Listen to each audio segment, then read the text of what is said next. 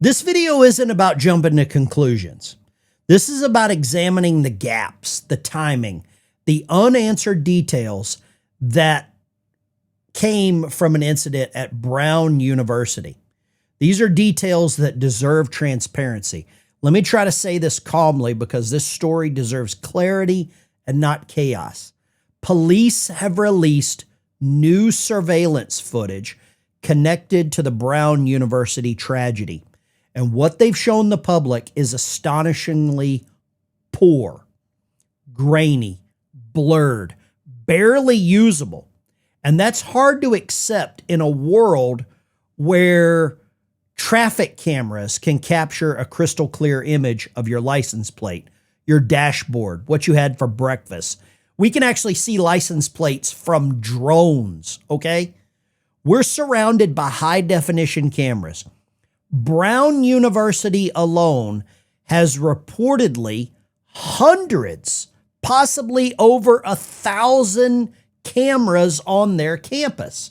And this is the footage that we're seeing. This suspect is actually walking by police. So the obvious question is, why is this the best that they can show us? A young woman has lost her life. Multiple students were injured in this tragedy. The suspect is still at large. And yet the public, I've got another video here, and yet the public is being asked to identify a person of interest based on footage that looks like it came from another decade. Look at this. Do you see this? The person's just walking along. This is enhanced footage from the FBI. This is the best that we can get? I'm sorry, this leaves a lot of questions to be answered.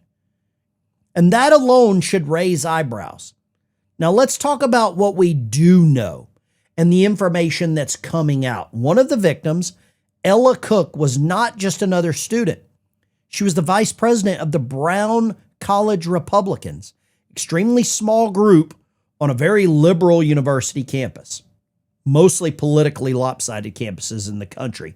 She was known by her peers as kind, intelligent, deeply religious, involved in political and pro-life activism. Statistically speaking, if someone opened fire at Brown University, the odds would overwhelmingly point to left-leaning students being harmed. Here's the Ring camera. Are you seeing this? This is the best we've got. Yet the student who lost her life was one of the very few openly conservative students on campus. That in itself leaves a gray area for me and many of you. Now, this doesn't automatically mean a motive, but it does mean coincidence. And coincidence is doing a lot of heavy lifting here, okay? We know what happened in Australia, I believe, a few hours after this incident. There's a lot of dots that are being connected here. This is more information. This image here is not relevant. This is the image of the suspect. Coincidences, I don't believe in coincidences. You're putting a lot of faith into luck with coincidences. Witnesses have alleged the suspect shouted a religious or political phrase during the incident. Police have been careful with their wording, too careful, in my opinion, and so should we. But the allegation exists and it matters. It deserves transparency, not silence. What's also troubling is what hasn't been released. No interior footage, no clear timeline, no campus camera angles, and no confirmation of how someone could be on or near the campus for hours without intervention. Here's the Ella Cook here and another student that were both lost their lives here at this incident. The amount of information that we don't know is what's really troubling to me. Now, this is from Benny Johnson, his X page. Brown University seems to completely be removing a Free Palestine activist, Mustafa Karbouch, off its website in real time. Look at this. Look at this. They are deleting, they are purging, they are removing any level of existence. Did you see that? Look here at this image on the right. Look at the person here on the right, Mustafa Karbouch, and then watch it disappear. Gone. Page not found. Okay? Well, the internet lives on forever. Tony Kennett, Daily Signal, friend of mine. I would gladly say a friend of mine. Why don't you release a statement on why Brown University is actively scrubbing all information on a student, Mustafa Karbouch? I'm assuming that's how you say the name. Tony, thank you for sharing this information. Tony Kennett, Daily Signal. Go check him out. Legend of a reporter. He puts out great information there. He's in Indiana. They got problems with the Republicans there, but he puts out good information. Now, the comments, here's some other stuff saying definitely not him. And these are different photos. So I can't either confirm or deny who this is. But the way that the news media runs, the way that the news media works, the information is out there. And it seems a little oddly timed that Brown University, Rhode Island, has been identified, some people are saying identified, allegedly, as a student at Brown whose X account has suddenly and mysteriously disappeared. Let me see if I can pull this up for you. So here's the X account. Mustafa Karbouch, anthropology student, former UN advocacy. Got some pronouns there. They, he. We love the pronouns. It's always the pronouns. Joined July of 2025. 48 followers. Now, we can't really see anything else because everything else has been removed. But that's the mysterious part here. That is the part that doesn't add up. And like I said, there's a lot of heavy lifting to get the coincidences working for me. Here's the article here. The FBI, this is Gateway Pundit, releases more footage, not the footage that we want. Now, over the last couple of days, we have seen Donald Trump come out and make some comments about Rob Reiner. And this is a post here from Vince Langman with a teacher in Chicago. I want you to remember that these people that celebrated Charlie Kirk's passing are now calling for Donald Trump to resign and all this other stuff. Here's more information here. If it walks like a duck, Brown University's most prominent conservative lost her life, then all information about him is actively scrubbed from the internet. Who am I to say who this person is or isn't? There's the imagery there.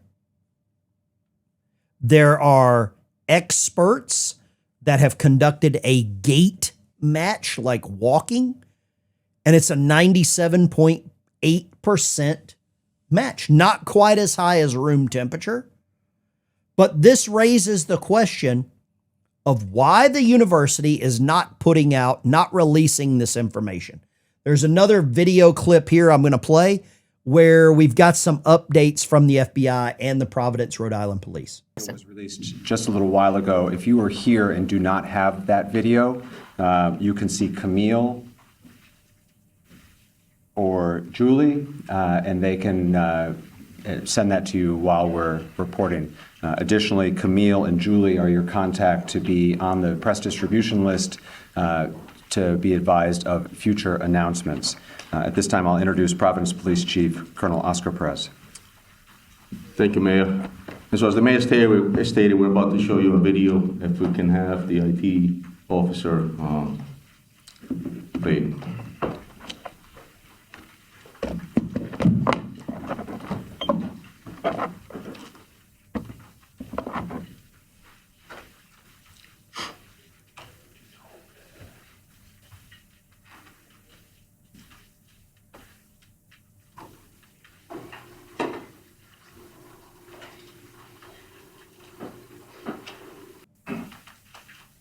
So we're really not seeing anything new. Okay.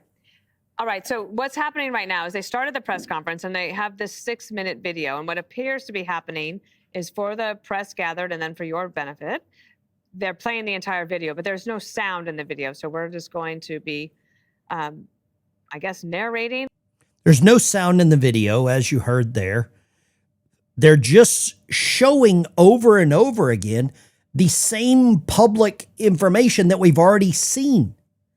This is what the law enforcement there is running on. This is what the FBI is running on. I expect so much more. And this is all footage from off of the campus. You and I both know there are thousands of cameras at that university. And for some reason, this university, Providence, Rhode Island, the law enforcement there, do not want to release this video footage. If you don't have these videos, please let us know. And the reason we have shown these videos, there's a purpose, right? So as you can see, they're enhanced photos, there's enhanced video footage. And so we're asking the public to ensure that they can see them. They can see here that you want to follow the body movements, the way the person moved their arms, the body posture, the way they carry their weight. I think those are important. If we're trying to solve this crime with body posture and body movement, I think we have lost the plot. Because you and I both know that the people in Washington, D.C. outside of the Capitol, they were tracked. Their phones were tracked. They had this like radial technology that they could track everything. Think of how many people you know right now in the United States that don't even get up and go to the bathroom without a phone, and they can't track this. Guys, authorities have said they once had a person of interest in custody. Then they released them. That's not reassurance. That's confusion. Former investigators have pointed out that this location appears selected, not random. This wasn't a crowded mall, a transit hub, a train. This was a specific building at a specific time where specific people were gathered. That suggests knowledge. That suggests familiarity. That suggests intent. That suggests a premeditated target or targets. Again, those are questions, not conclusions. But pretending those questions don't exist doesn't make any of this go away. Ella Cook's friends describe her as someone who crossed religious and cultural lines. Does that sound like somebody that's bad? But we're starting to see an uptick in all of this radical, confrontational stuff, this ideology in our country. Brings me back to the core issue. Why is the evidence so limited? Why is the footage so poor? Why is the public being asked to solve this with scraps? This isn't about rushing to judgment. It's about demanding competence. It's about demanding transparency. And I want to know, where is the footage from on the university? It's a taxpayer-funded university. This is about making sure the truth isn't buried under some damn silence, delay, narrative, management. Someone knows more than what's being released. Till that changes, people are right to ask questions. Thanks for watching. I really appreciate you.